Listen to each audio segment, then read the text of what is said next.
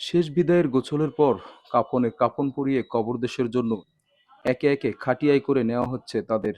হাজার হাজার মানুষ কাঁধে চেপে বহন করছেন এই মরদেহগুলো, যে ৯ জন একই পরিবারের সদস্য। পরে তাদের দাফন করা হয় পাশাপাশি। এ সময় মর্মান্তিক ও হৃদয় বিদারক জানাজায় কেঁদে ওঠেন পরিবারের সদস্য সহ সবাই। গোটা এলাকায় শোক আর আহাজারিতে ভারী হয়ে ওঠে মোংলার আকাশ বাতাস। এটা একটা খুব করুণ এবং মর্মান্তিক ঘটনা।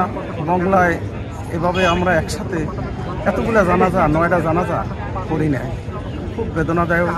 আমরা এই পরিবারের জন্য দোয়া করি, তাদেরকে জান্নাতুল ফেরদাউস নসিব করে। এমন যেন কোনো পরিবারের জন্য না আসে, এই দোয়া করি আমরা সবাই। বৃহস্পতিবার বিয়ের অনুষ্ঠানের পর নববধূকে নিয়ে আসার সময় মোংলা খুলনা মহাসড়কে দুর্ঘটনায় নিভে যায় 14 জনের জীবন। এর মধ্যে 9 জন ছিলেন মোংলার একই পরিবারের সদস্য। নগদ নিয়ে এলো হার না মানা হার অফার। সর্বনিম্ন 10,000 টাকা রেমিটেন্স নগদে পাঠালে থাকছে স্বর্ণের হার জেতার সুযোগ। এই দুর্ঘটনায় বেঁচে যাওয়া স্বজনরা জানালেন, এই কষ্ট সইবার নয়। ফ্যামিলির 9 জন বাবা আছে, ভাই আছে, বোন আছে, ভাইয়ের ভাবি আছে, ভাইয়ের ছেলে আছে, মেয়ে আছে, বোনের ছেলে আছে। আসলে মেনে নেওয়া যায় না।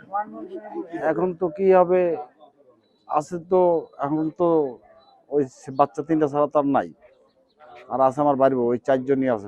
পরিবারে কি হবে সেটা আল্লাহ ভালোই জানে। আর আমার মেজে বোনের 3 ছেলে মেয়ে, তারপরে বোনাই 2 জন, 2 ভাগ্নি, তারপরে 2টো বোনাই, তারপরে আমার ভাই।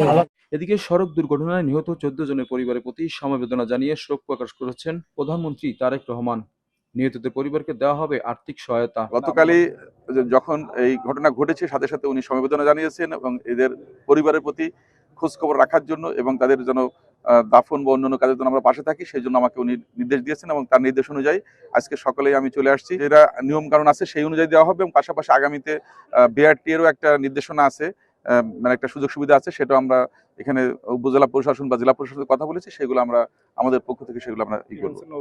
মোংলার শেহালা বুনিয়ায় শুক্রবার রাতে একই পরিবারের 9 জনের মরদেহ আনা হলেও দুপুরে জানাজা শেষে দাফন করা হয় পৌর কবরস্থানে। আবুল হাসান, চ্যানেল 24, মোংলা।